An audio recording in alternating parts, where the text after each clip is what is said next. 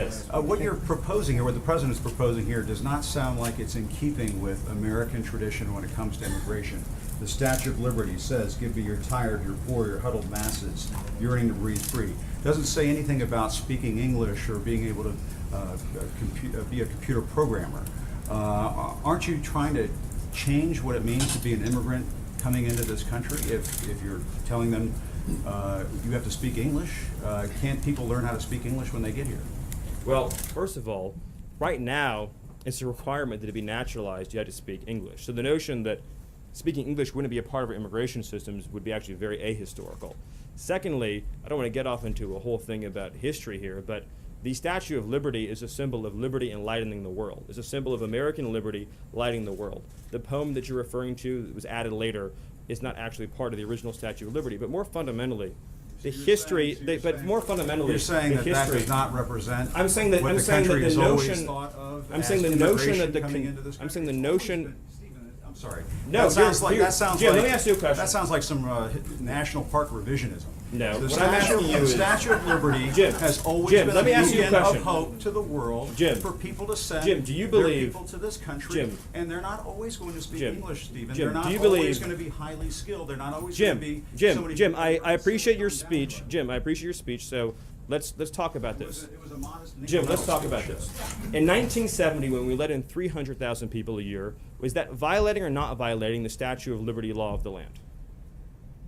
In the 1990s, when it was 500,000 a year, was it violating or not violating the Statue of Liberty law of the land? Was it violating? When it was 700,000 a year. No, tell me what years.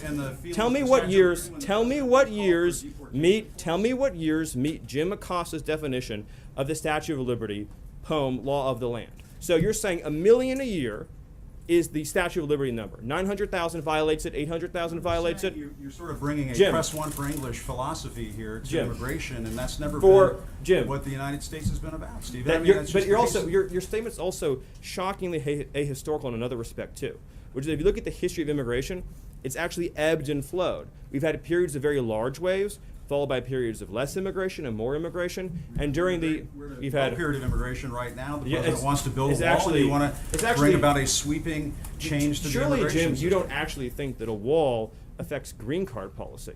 You couldn't possibly believe that, do you? Actually, the notion that you actually think immigration is at a historic law, the foreign-born population in the United States today, With the Jim, new chief of Jim, staff on Monday talking about how border crossings. do you were really, way I ahead. want to be serious, Jim, do you really at CNN not know the difference between green card policy and illegal immigration? Sir, Are you my really father don't know was a that? Cuban immigrant. He came to this country in 1962, right before the Cuban Missile Crisis, and obtained a green card. Yes, people who immigrate Okay, to this so country Jim- can eventually. People who So, Jim, immigrate it's to a this factual country question, through Jim. not through Ellis Jim, Island, as a your factual- family Jim, may as a have, factual but in question- other ways, do obtain a green card at some point. They do it through a lot of hard work. And yes, they may learn English as a second language later on in life. So, but this Jim- whole notion of, well, they could learn, they have to learn English before they get to the United States. Are we just going to bring in people from Great Britain and Australia? Jim, it's actually, I have to honestly say, I am shocked at your statement that you think that only people from Great Britain and Australia would know English. It's actually, it reveals your cosmopolitan bias to a shocking degree that in your mind, no, this is an amazing moment. This is an amazing moment that you think only people from Great Britain or Australia would speak English is so insulting to millions of hardworking immigrants who do speak English from all over the world.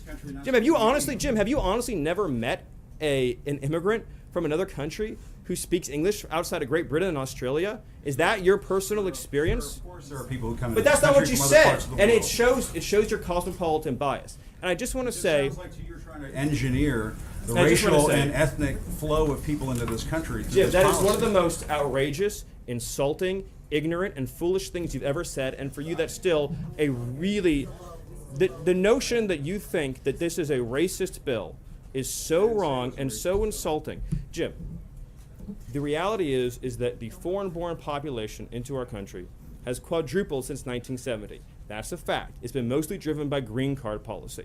Now, this bill allows for immediate nuclear family members to come into the country, much as they would today, and then it adds an additional points-based system. The people who've been hurt the most, Saying that people have to be the English people who've speaking been, when they're naturalized. the What is this people who've been, English the people who've speaking been, component the that people you who've been inserted hurt into the this? I don't most understand by the policy you're advocating are that. What policy am I advocating? apparently just unfettered, uncontrolled migration. The people who've been hurt the most by the Anybody policy. questions what you're doing is for The open people who've been borders. hurt the most by the That's policy same that you're, thing that- the people who've been hurt the most by the policy you're advocating are immigrant workers and minority workers and African American workers and Hispanic workers. Targeting And it the has African no, American community. Now you brought it up again. You said you wanted to have a conversation and not target. Is it going to be a target? This is now? what we wanna You keep do. Using the African American community, are you going to target? I'm not trying to be funny, but right, you and keep I know what saying you're this. saying. What you're saying is 100% correct. Thank you. We want to help unemployed African Americans in this country and unemployed workers of all backgrounds get jobs. And insinuations like Jim made, trying to ascribe nefarious motives to a compassion immigration measure designed to help newcomers and current arrivals alike, is wrong. And this is a positive, optimistic proposal that says 10 years, 20 years, 30 years from now, 10 years, 20 years, 30 years from now, we want to have an immigration system that takes care of the people who are coming here and the people who are already living here by having standards, by having a real clear requirement that you be able to support yourself financially, by making sure that employers can pay a living wage. That's the right policy for our country, and it's the president's commitment to taking care of American workers. I apologize, Jim, if things got heated, but you did make some pretty rough insinuations. So thank you, I don't know what thank you mean you, by rough insinuations. thank you, and I'll hand it over to Sarah.